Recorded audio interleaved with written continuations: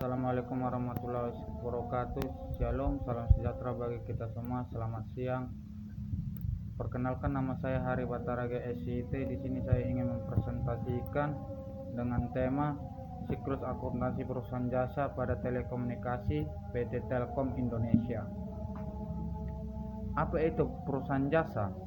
Perusahaan jasa adalah usaha atau lembaga kegiatannya yang di bidang jasa, memproduksi barang yang tidak berwujud untuk memperoleh keuntungan bagi perusahaan. Antara lain, perusahaan jasa adalah suatu perusahaan yang bisa menjual jasa, uang produksi, dan mempunyai tujuan dan memenuhi kebutuhan konsumen. Beberapa jenis transaksi perusahaan jasa. Yang pertama, investor; yang kedua, pembelian; yang ketiga, pembayaran; dan yang keempat, pendapatan.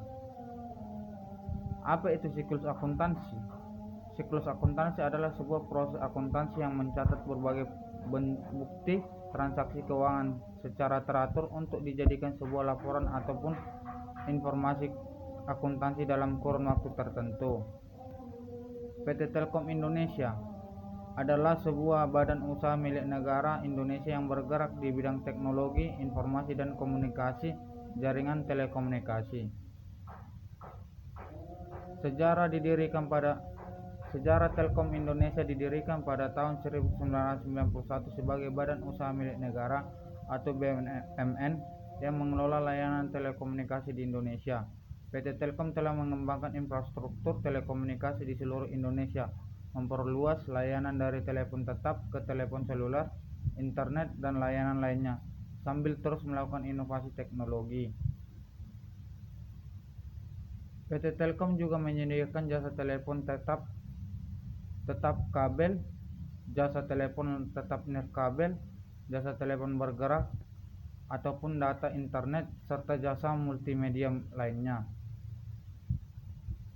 Beberapa peran penting siklus akuntansi antara lain yaitu: pertama, menjamin transparansi dalam pelaporan keuangan; yang kedua, menjaga akurasi data keuangan untuk pengambilan keputusan; yang ketiga, mematuhi standar akuntansi dan regulasi yang berlaku; yang keempat, memungkinkan evaluasi kinerja perusahaan secara tepat.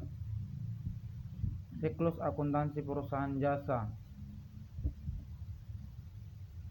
Yang pertama, kita menyusun jurnal umum, lalu kita posting ulang jurnal umum ke buku besar, menyusun neraca saldo, kemudian kita menyusun jurnal penyesuaian, lalu posting jurnal penyesuaian ke buku besar.